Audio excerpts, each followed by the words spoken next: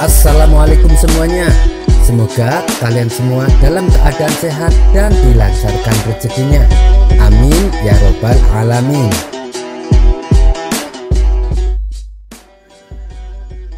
Di episode terdahulu sebelumnya pernah diceritakan bahwa Abu Nawas mempunyai istri yang cantik. Bagaimana tidak, istrinya adalah kembang desa yang pernah jadi rebutan di kampungnya. Dan meskipun sudah diperistri Abu Nawas, para pria masih saja menggodanya. Hingga akhirnya Abu Nawas pun mengerjai mereka. Walhasil para pria tersebut menjadi kapok berurusan dengan Abu Nawas. Ternyata kejadian ini terulang kembali. Kala itu ada saudagar kaya dari negeri seberang datang ke kota Baghdad untuk berniaga. Saudagar tersebut terkenal dengan mata keranjangnya, sehingga apabila melihat wanita cantik, ia berusaha untuk memilikinya. Suatu ketika, tanpa sengaja, ia melihat istri Abu Nawas yang sedang berjalan pulang dari pasar.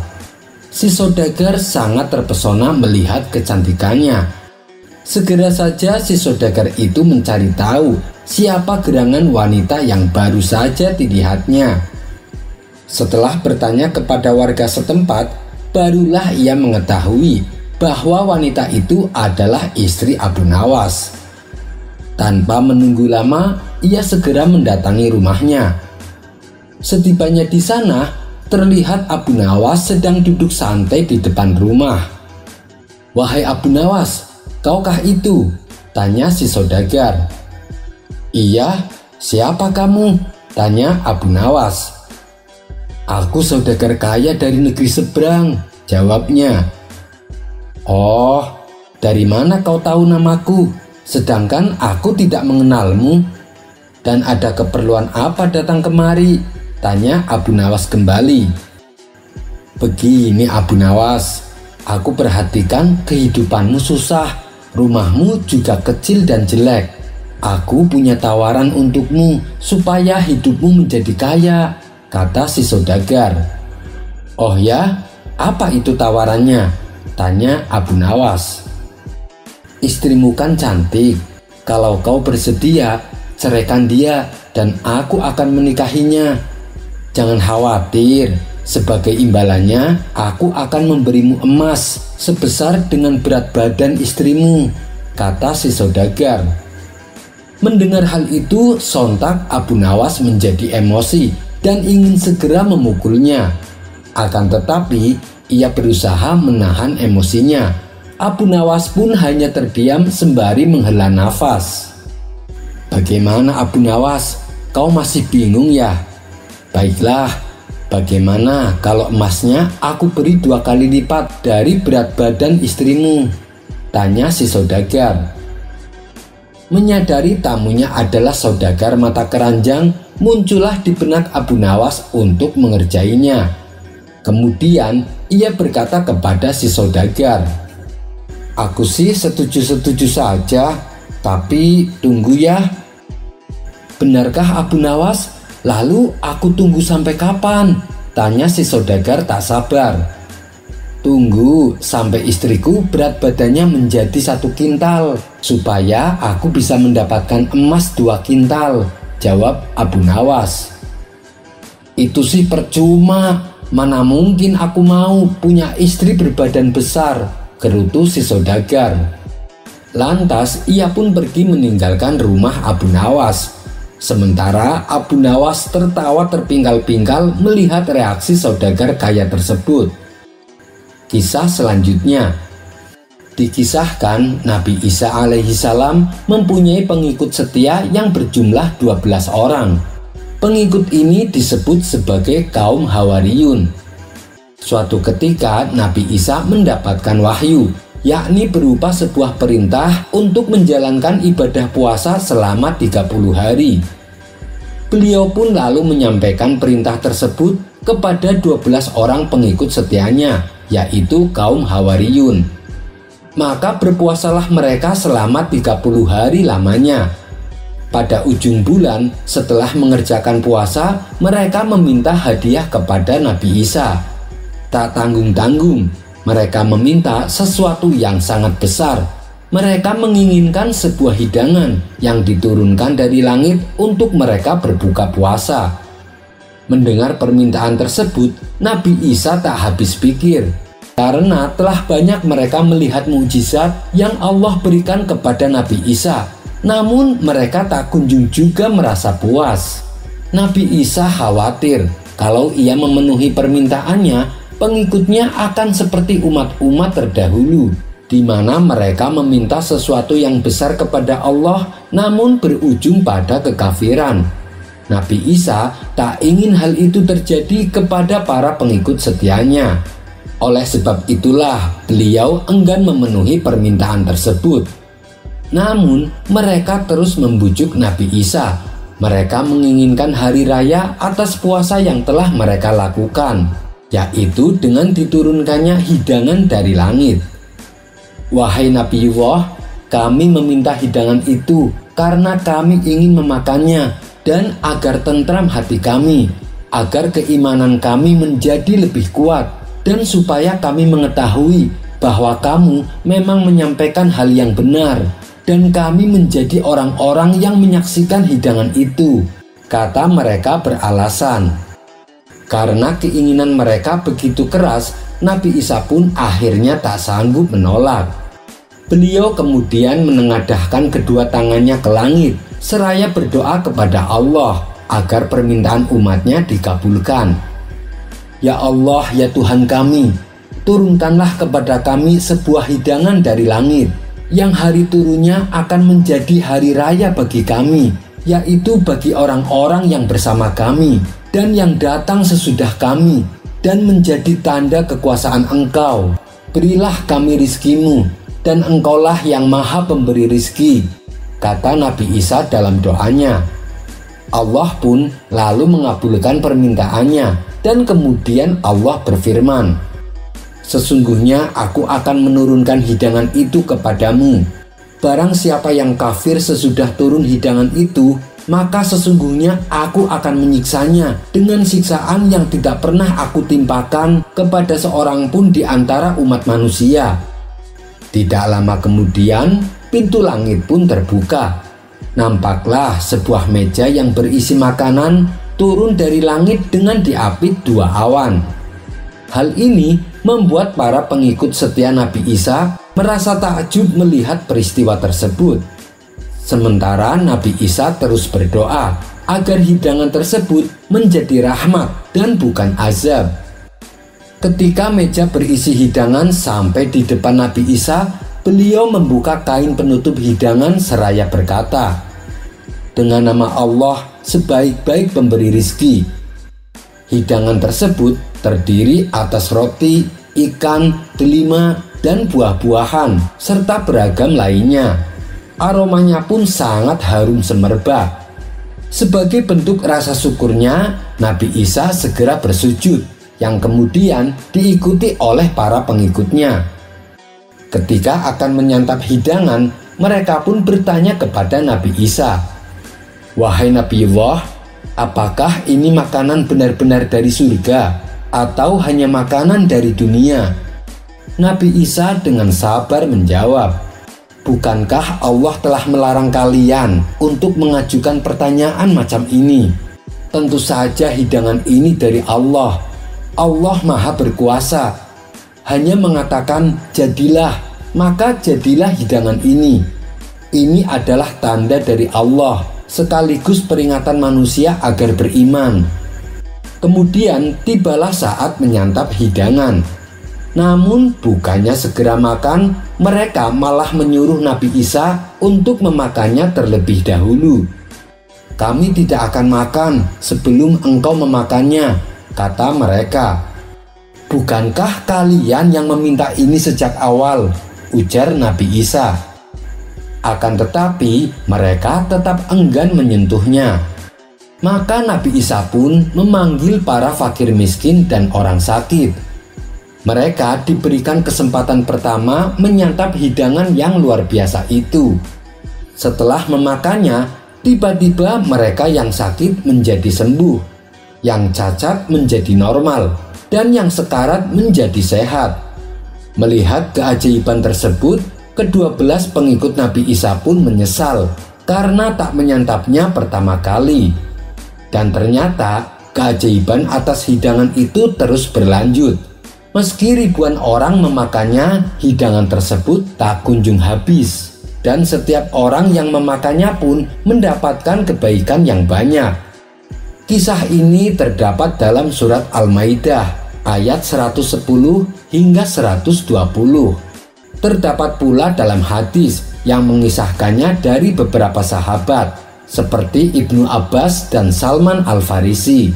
Wallahu a'lam bishawab. Kisah selanjutnya. Kisah ini masih berlanjut mengenai ke-12 pengikut setia Nabi Isa. Seperti kita ketahui bahwa Nabi Isa alaihissalam masih hidup dan kelak di akhir zaman akan ditugaskan untuk membunuh Dajjal. Tapi ternyata bukan hanya Nabi Isa saja yang masih hidup. Ada salah satu pengikutnya yang masih hidup sampai sekarang. Hal ini diketahui pada masa kekhalifahan Umar bin Khattab.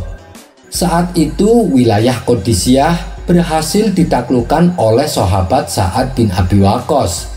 Dan pada suatu kesempatan Khalifah Umar pernah memerintahkan Sa'ad supaya mengirimkan sahabat Nadlah bin Muawiyah untuk menaklukkan daerah Hulwan, suatu daerah yang terletak di Persia. Dengan kekuatan 300 tentara berkuda, Nadlah melakukan pengepungan kota Hulwan. Setelah beberapa waktu lamanya, pasukan Hulwan menyerah dan menyatakan takluk pada pasukan Nadlah. Kemudian Nadlah dan pasukannya memutuskan kembali ke Qadisiyah. Di tengah perjalanan, datanglah waktu sholat. Mereka pun lalu beristirahat di sebuah dataran di bawah pegunungan. Maka mulailah Nadlah mengumandangkan azan sebagai tanda masuknya waktu sholat. Tapi ketika ia melantunkan Allahu Akbar sampai 2 kali, terdengar suara misterius menjawab suara panggilan azannya. Wahai Nadlah, engkau telah mengagungkan Zat yang maha besar. Ketika ia melantunkan asyhadu alla ilaha illallah 2 kali, terdengar suara jawaban. Wahai Nadlah, itu adalah kalimat ikhlas. Ketika ia melantunkan asyhadu anna Muhammadur Rasulullah 2 kali, terdengar suara jawaban. Wahai Nadlah, dia adalah orang yang diberitahukan Nabi Isa kepada kami. Ketika ia melantunkan hayya 'alas shalah 2 kali, terdengar lagi suara jawaban. Sungguh beruntunglah orang yang mengerjakannya secara istiqomah. Ketika ia melantunkan hayya 'alal falah 2 kali, terdengar suara jawaban. Sangatlah beruntung orang yang memenuhi ajakan Nabi Muhammad. Itu adalah jaminan bagi umat Muhammad. Ketika ia melantunkan Allahu Akbar, la ilaha illallah, terdengar suara jawaban. Wahai Nadlah, kamu benar-benar ikhlas. Sungguh Allah akan mengharamkan jasadmu dari api neraka. Setelah azan selesai dilantunkan, Nadlah dan semua pasukannya ketakutan karena suara tersebut terdengar sangat keras dan menggema. Meskipun perkataan gaib itu membenarkan keislaman dan apa yang mereka sedang lakukan. Maka Nadlah sebagai pimpinan pasukan berteriak lantang, wahai hamba Allah, siapakah engkau?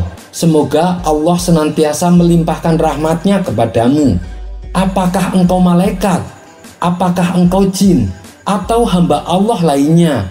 Engkau telah memperdengarkan suaramu kepada kami, maka tunjukkanlah wujudmu. Aku adalah tentara Allah, bala tentara Rasulullah, dan bala tentara Khalifah Umar bin Khattab.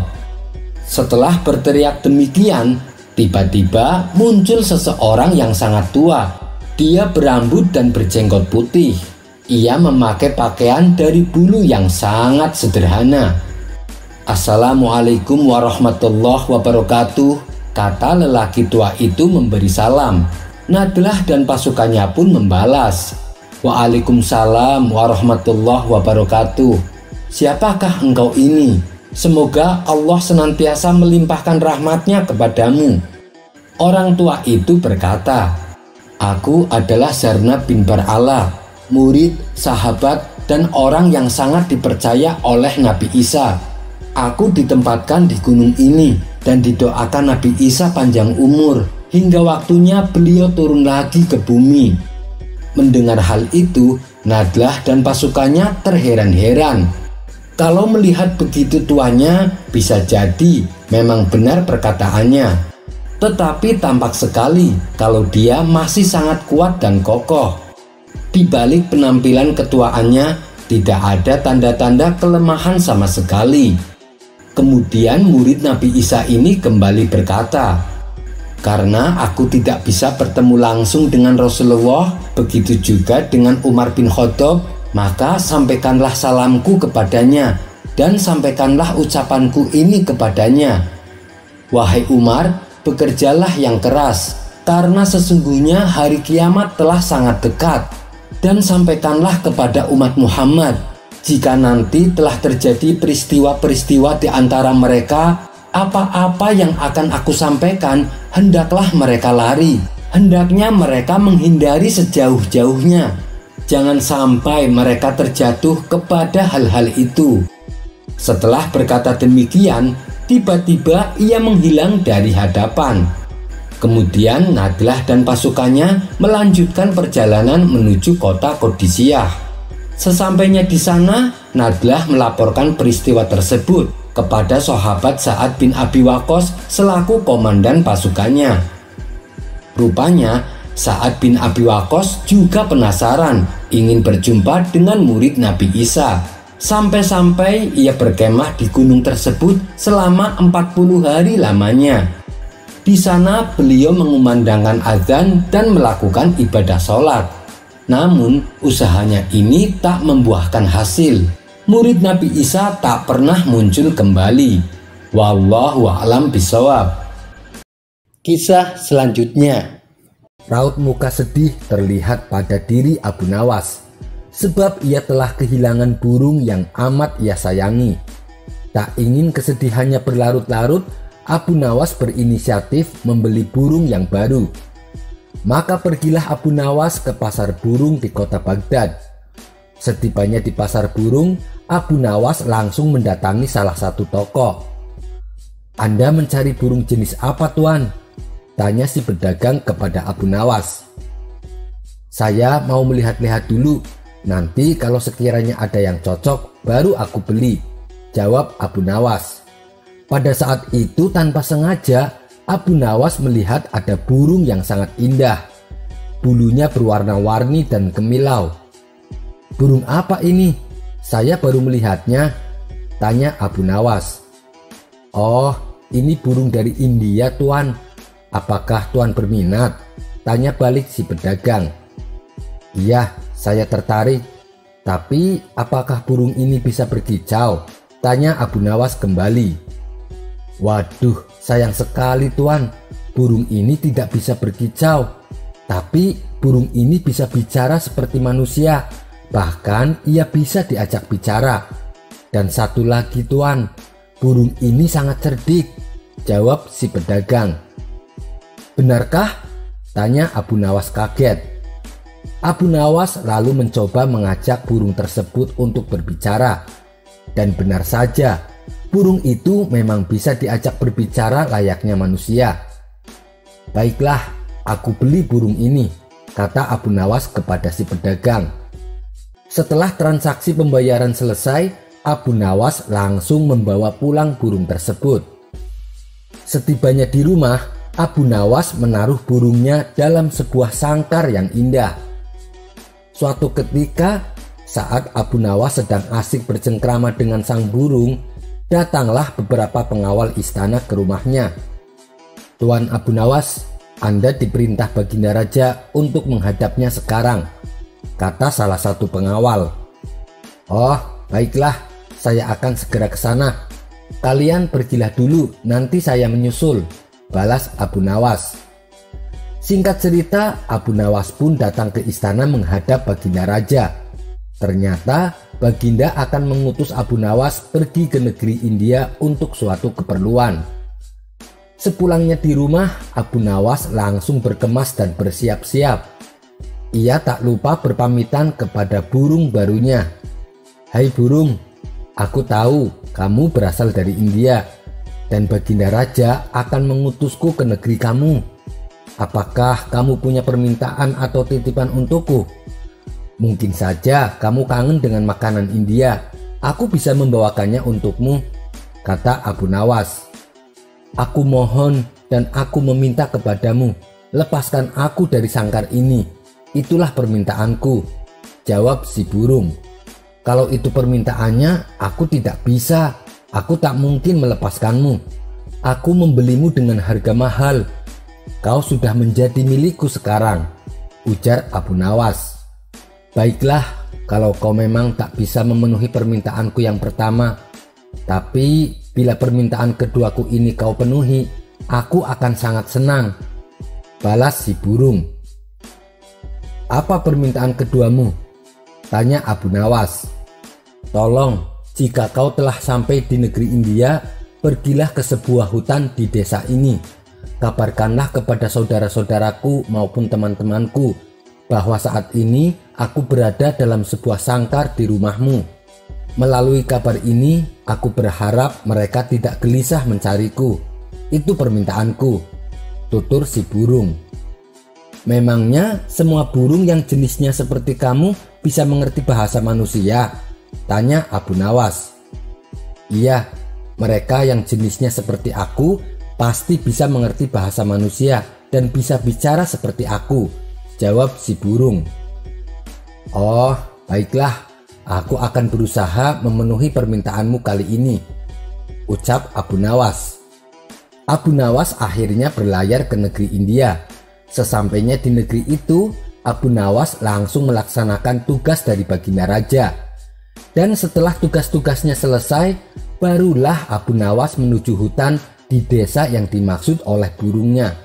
Tak disangka-sangka, baru saja memasuki hutan beberapa puluh meter, Abu Nawas melihat sekawanan burung hinggap di sebuah dahan pohon tepat di atas kepalanya. Ia melihat burung tersebut mirip dengan burung yang ada di rumahnya. Ia segera saja berkata pada sekawanan burung di atasnya tersebut, "Wahai burung, aku ingin menyampaikan pesan dari saudaramu yang saat ini berada di rumahku. Ia berpesan agar menyampaikan kabar kepada kalian bahwa saat ini saudaramu terkurung di dalam sangkar di dalam rumahku. Jangan mencarinya, karena saat ini saudaramu telah menjadi milikku," kata Abu Nawas. Mendengar kabar dari Abu Nawas tentang saudaranya, salah satu burung tiba-tiba pingsan dan jatuh mengenai kaki Abu Nawas. Lalu Abu Nawas memungutnya dan membolak-balik si burung. Aneh, burung ini mendadak mati. Mungkin ia kaget karena mendengar kabar kalau saudaranya sekarang terpenjara dalam sebuah sangkar dan jauh berada di negeri Baghdad, kata Abu Nawas dalam hati. Abu Nawas tak ambil pusing atas kejadian ini. Yang penting, ia telah menyampaikan pesan si burung kepada saudara-saudaranya.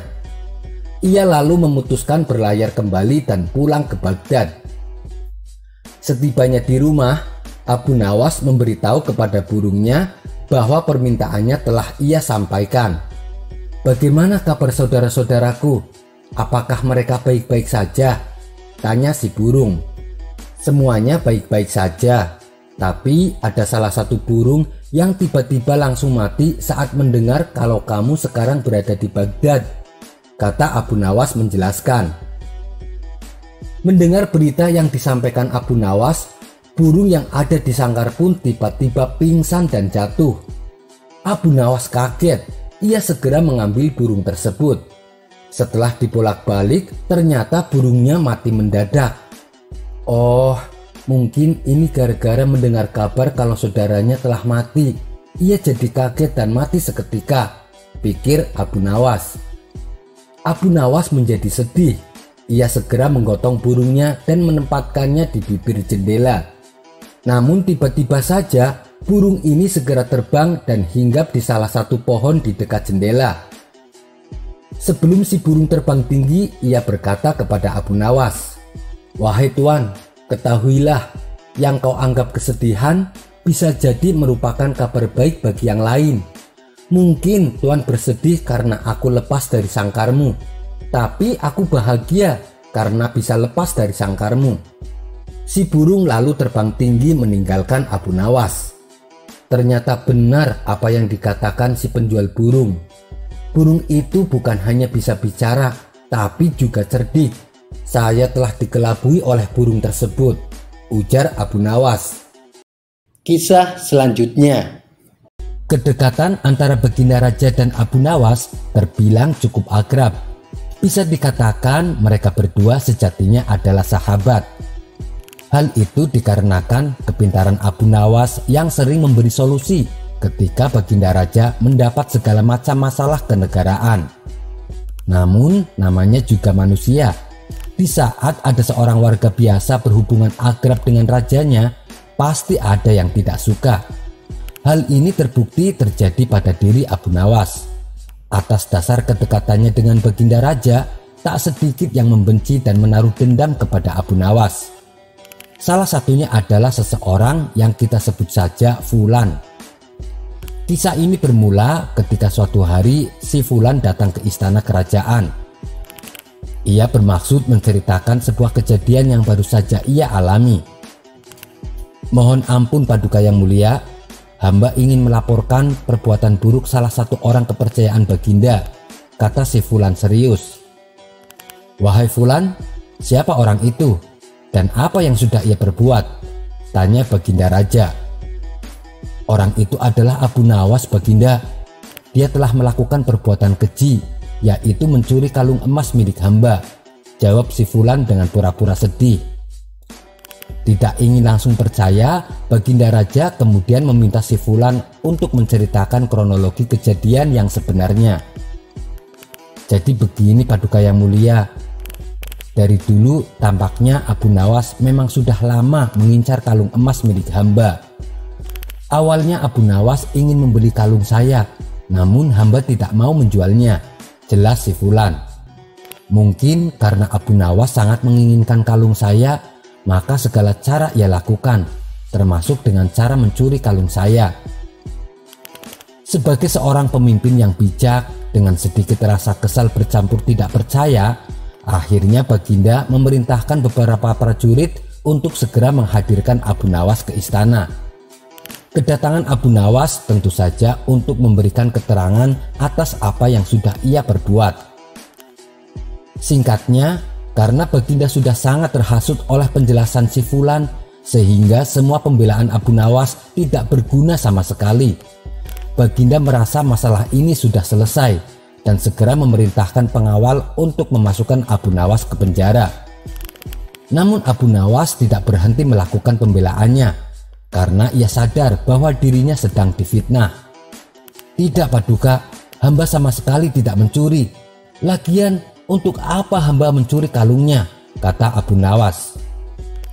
Baginda kemudian menjawab, sudah cukup Abu Nawas.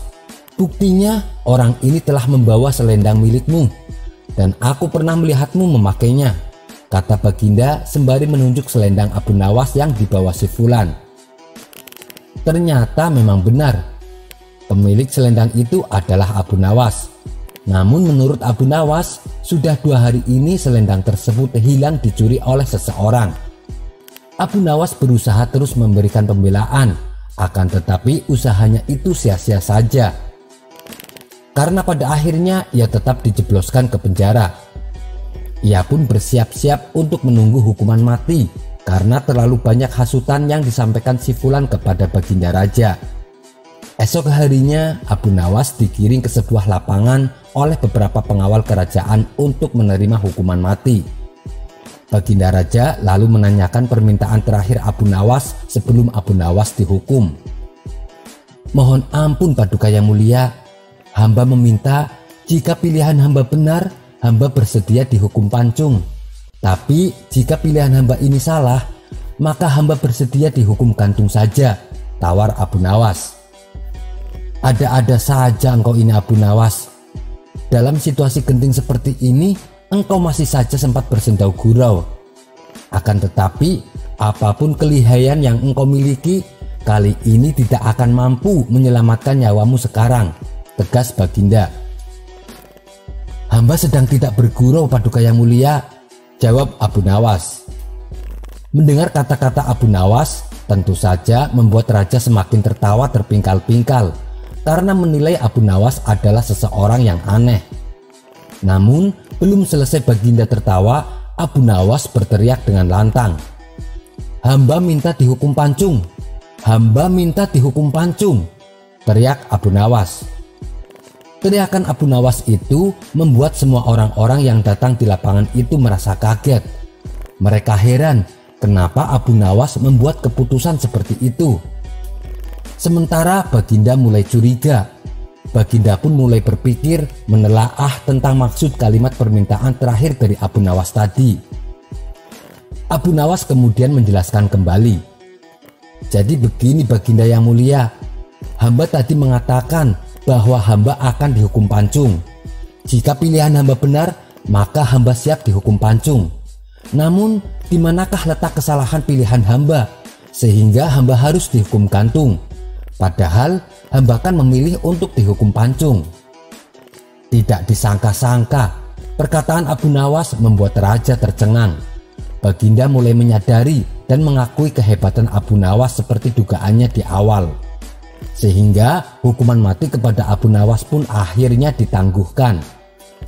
Sejak saat itu, maka dilakukanlah penyelidikan ulang yang lebih lanjut atas kasus Abu Nawas yang diduga mencuri kalung.